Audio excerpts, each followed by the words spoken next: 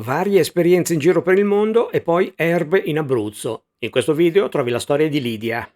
Per trovare un posto dove vivere in Italia ci si può affidare all'entusiasmo o alle emozioni, però non sempre sono i migliori metri di valutazione.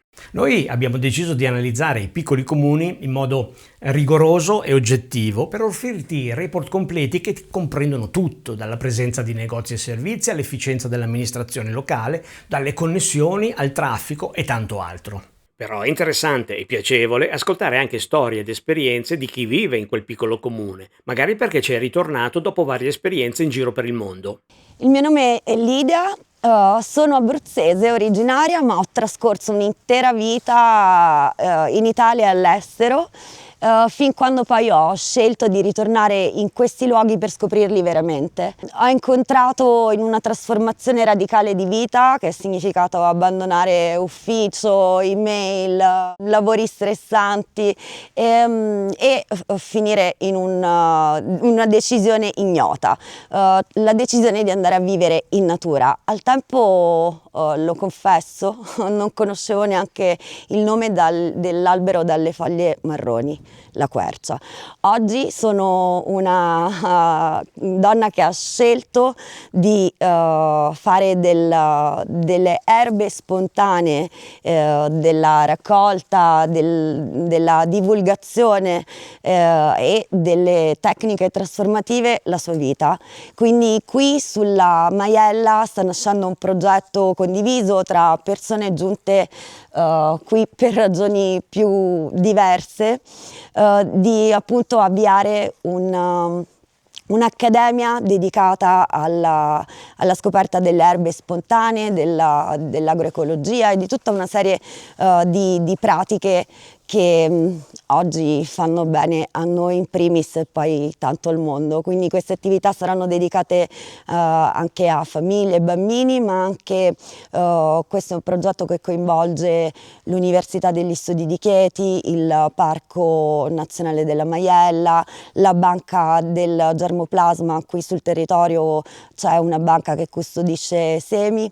Con appunto la collaborazione di questi enti ci sarà anche una formazione più accademica e destinata a specialisti, e sarà immersiva in questi luoghi con continuità tutto l'anno. Questo è il nostro progetto e viene dal cuore e dalla terra. La storia di Lidia è per certi aspetti simile a quella che avevo fatto anch'io quando ho deciso di aprire una piccola azienda agricola in montagna, e mi ha fatto ripensare a tante cose. Ma torniamo a Lidia.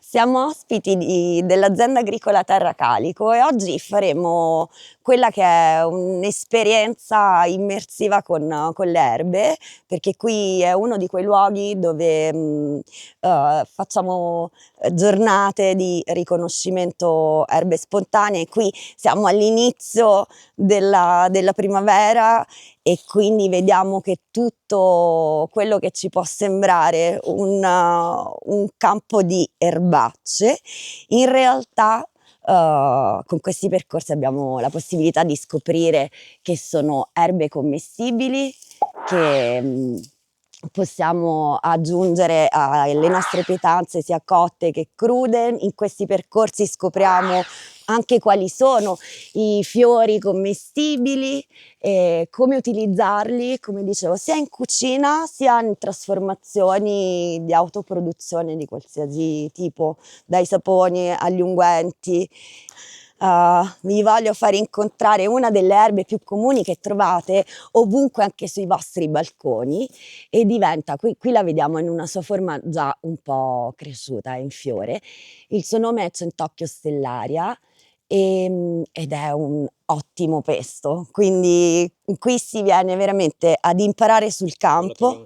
Qui abbiamo la Calendula officinalis, e questa è una pianta. In questi incontri abbiamo modo anche di scoprire quali erano gli usi in passato di queste erbe e anche le tradizioni adesso legate.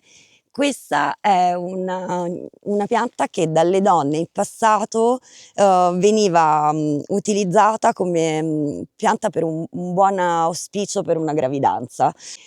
Riconoscere le erbe spontanee è come dare un nome a ciò che calpestiamo ma non conosciamo, e scoprire anche delle memorie del passato. Questa, che è una pianta mellifera, la sulla, era utilizzata dai nostri nonni per fare merenda nei campi. Il suo gambo è molto dolce, e quindi si spellava e si mangiucchiava per una merenda sul campo dolce. Vai.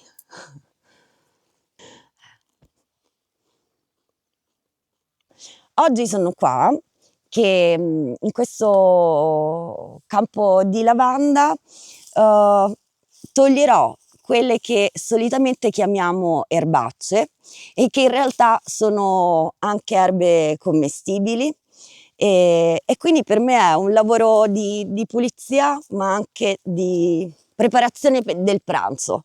Questo sono foglie di papavero.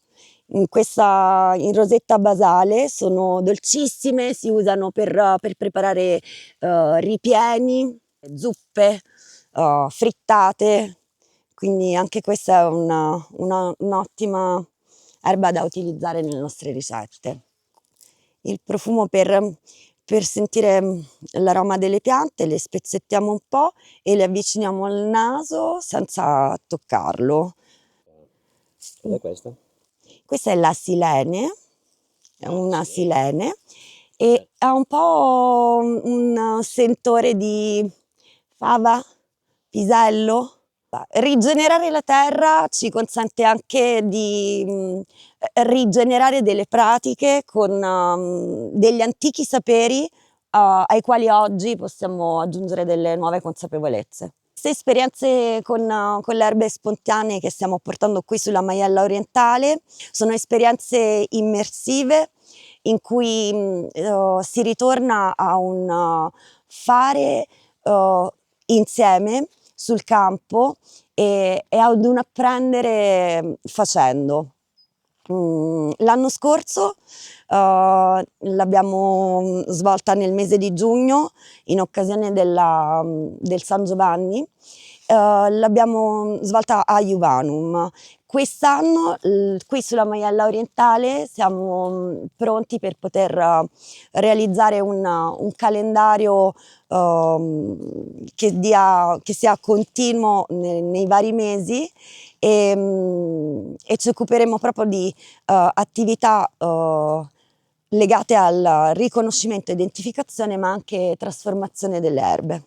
Alberto, so che tu hai una lunga giornata oggi, e allora con il papavero raccolto ora ti preparo una frittatina che potrai utilizzare come snack.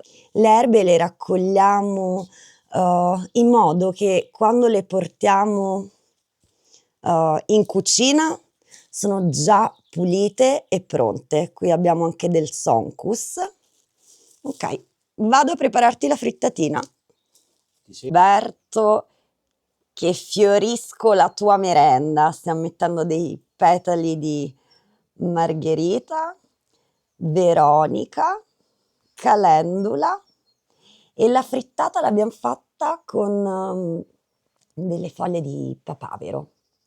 Adesso sta a te assaggiare. Queste sono tutte preparazioni che negli incontri sulle erbe spontanee condividiamo insieme ai partecipanti, in modo che dal prato alla tavola possa diventare anche un'abitudine e uno stile di vita per tanti. Buonissima, complimenti. Cazzo, già 1000 sapori, veramente. Delizioso. È veramente una scoperta, e il mangiare spontaneo è un viaggio nel tempo culinario, cioè un viaggio culinario nel tempo, perché abbiamo modo proprio di assaporare dei gusti che in realtà sono stati trasformati nella storia recente. Ne scopriamo tutti i valori non solo nutrizionali, ma anche di importanza della memoria. Sì, comunque sono sapori vivi. Assolutamente sì. È questo, no? Che ti accendono. Alberto, io ti dico la verità, e insomma Lidia lo sa, ormai siamo amiche da tempo. Io non conosco un'erba officinale, forse qualche erba spontanea. Mi sono avvicinata a questo mondo grazie a Sonia, a Maria Sonia Baldoni di Amandola, paese da cui vengo, e tramite insomma amici e persone a me care che condividono le erbe spontanee, le piante officinali e le trasformazioni. E poter essere qui, lavorare e divertirsi con prodotti del territorio, qui oltretutto parliamo di cose che possiamo trovare ogni giorno, che non costano nulla e che ci danno la possibilità di proprio vivere il territorio appieno, è una grande fortuna. Cosa ne dici della scelta che ha fatto Lidia? Fammelo sapere. Per tutti i dettagli su Torricella Peligna e per scaricare il report completo che ti permette di capire la reale vivibilità di questo comune, guarda questo video per non perdere le analisi dei piccoli comuni italiani. Iscriviti al canale YouTube. Non dimenticare un like, un hype e la condivisione su altri social. E se vuoi raccontare anche la tua storia o vuoi un'analisi del tuo piccolo comune, contattami.